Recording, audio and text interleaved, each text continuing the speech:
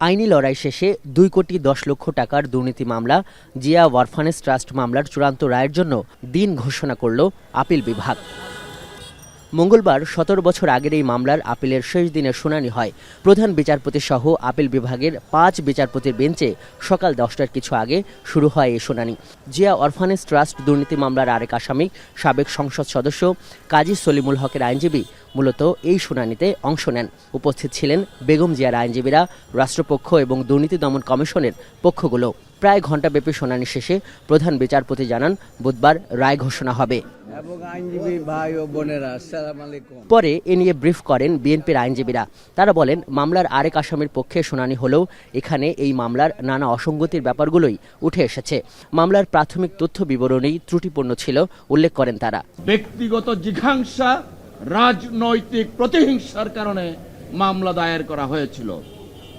দুঃখজনকভাবে এই মামলায় তথাকথিত মাদ্রাসা কোর্ট দ্বারা অভিযুক্ত হয়েছেন দেশনেত্রী বেগম খালেদা জিয়া এবং বিএনপির ভারপ্রাপ্ত চেয়ারম্যান জনাব তারেক রহমান সাহেব। বুধবারের রায়ে উচ্চ আদালতে বেগম খালেদা জিয়া ন্যায় বিচার পাবেন আশা প্রকাশ করেন আইনজীবীরা। আগামীকালকে আল্লাহর রহমতে ন্যায় বিচার পাবো, এই আদালত থেকে, দেশের সর্বোচ্চ আদালত থেকে আমরা ন্যায় বিচার পাব এবং তিনি সহ অন্যান্যরা খালাস পাবেন।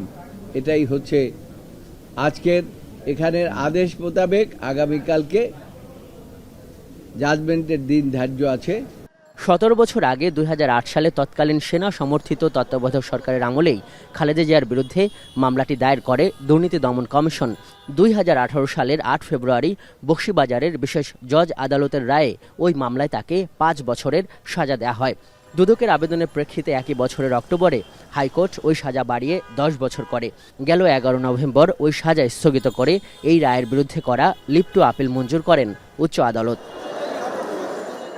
এদিকে বিএনপি চেয়ারপারসন বেগম খালেদা জিয়া সহ 8 জনের বিরুদ্ধে নাইকো দুর্নীতি মামলায় আরও 6 জন সাক্ষী দিয়েছেন। পরবর্তী শুনানি 21 জানুয়ারি আগামী মঙ্গলবার দিন ধার্য করেছেন আদালত। আজহার লিমন, এখন, ঢাকা। মাঠের অলরাউন্ডার আমি, আর ঘরের allrounder Tilex. Tilex toilet cleaner, clean মানেই টাইলক্স।